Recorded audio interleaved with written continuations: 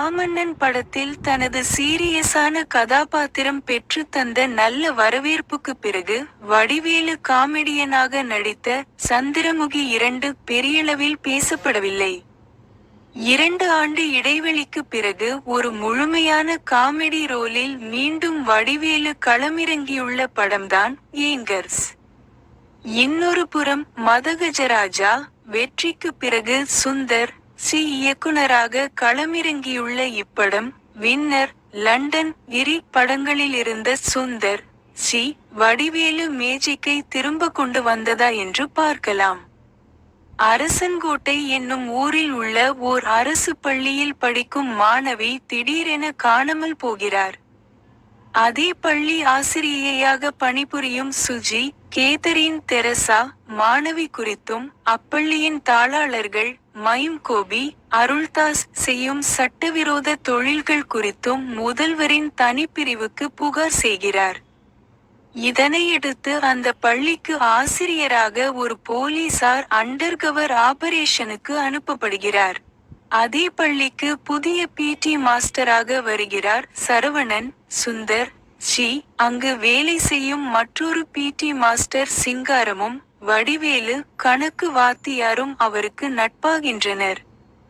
வில்லன்களால் நாயகிக்கு ஏற்படும் பிரச்சினைகளை தொடர்ந்து மாறுவேடத்தில் வில்லன் ஆட்களை அடித்து துவம்சம் செய்கிறார் ஹீரோ.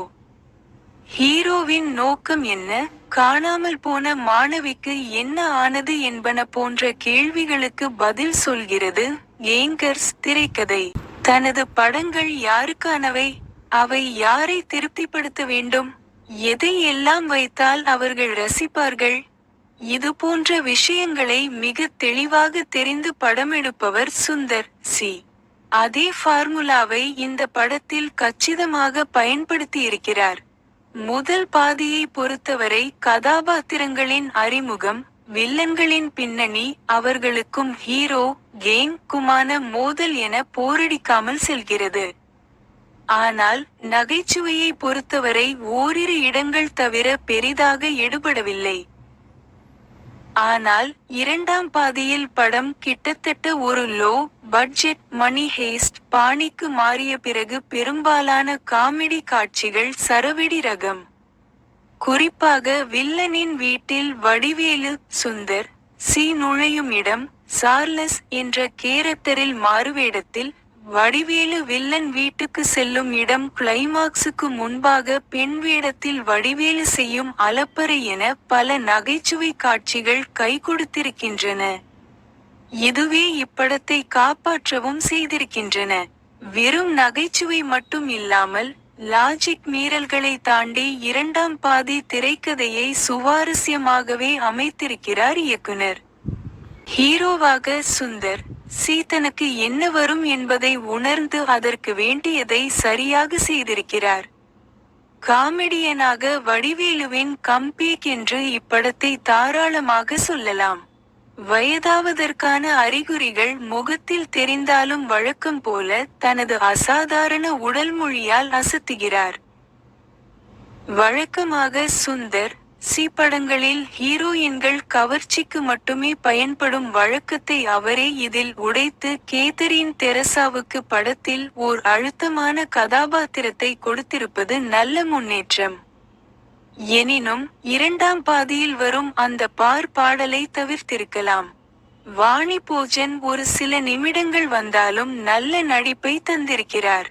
முனீஷ்காந்த், பகவதி பெருமாள், சந்தான பாரதி, அருள்தாஸ், மைம் கோபி, காளையன் என அனைவரும் தங்களுடைய கதாபாத்திரத்தை குறையின்றி செய்திருக்கின்றனர். இ. கிருஷ்ணசாமியின் ஒளிப்பதிவு கொள்ளை காட்சிகளில் படத்துக்கு உயிரூட்டி இருக்கிறது. சத்யா சி இன் இசையில் பாடல்கள் ஓகே ரகம். பின்னணி இசையில் கவனிக்க வைத்திருக்கிறார். முதல் பாதியில் நகைச்சுவை காட்சிகள் எடுபடவில்லை என்பதால் கதையும் மிக மெதுவாக நகர்வது போல தோன்றுகிறது. அதேபோல யூகிக்கத்தக்க அழுத்தமில்லாத காட்சிகள் பலவும் ஆங்காங்கே வருவது படத்தின் மைனஸ்களில் ஒன்று. ஸ்கூல் பையன் எப்படி கார் ஓட்டிக்கொண்டு பள்ளிக்கு வருவான், அவனையும் நம்பி எப்படி டீச்சர் ஏறிச் செல்கிறார்? $1.00 கோடி ரூபாய் பணத்தை ஒரு மினிஸ்டர் வெறும் 2 பேரை மட்டுமே நம்பி ஒரு லாரியில் வைத்து அனுப்புவாரா? இதுபோன்ற கேள்விகள் சிறு பிள்ளைகளுக்கு கூட எழும் அளவுக்கான பலவீனமாக காட்சியமைப்புகள். இத்தனையும் இருந்தாலும் இரண்டாம் பாதியில் வரும் நகைச்சுவை காட்சிகள் இதுபோன்ற அப்பட்டமான லாஜிக் மீறல்களை மறக்கடித்து விடுகின்றன. தியேட்டர் தொடர்பான காட்சிகளில் மதகஜராஜா படத்தின் ரெஃபரன்ஸ் பயன்படுத்தப்பட்ட விதம் சிறப்பு. குறிப்பாக விஷாலுக்கு வைக்கப்பட்ட ஒரு குறியீடு பட்டாசு ரகம். சுந்தர் சி. வடிவேலு கூட்டணியின் முந்தைய படங்களில் இருந்த மேஜிக் இந்த படத்தில் நிகழ்ந்திருக்கிறதா என்றால் நிச்சயம் ஆம் என்றுதான் சொல்ல வேண்டும். ஆனால் அது படத்தின் இரண்டாம் பாதியில் மட்டுமே. அதற்கு ஒரு சுமாரான முதல் பாதியை நீங்கள் கடந்தாக வேண்டும். இரண்டாம் பாதியில் இருந்த சுவாரஸ்யமும் காமெடியும் முதல் பாதியிலும் இருந்திருந்தால் இப்படம் இன்னும் பேசப்பட்டிருக்கும். எனினும் நாம் பார்க்க போவது சுந்தர் சி படம் என்பதை மனதில் கொண்டு எந்த லாஜிக்கையும் பற்றி யோசிக்காமல் சென்று பார்த்தால் ஒரு கலகலப்பான என்டர்டெய்னர் உறுதி.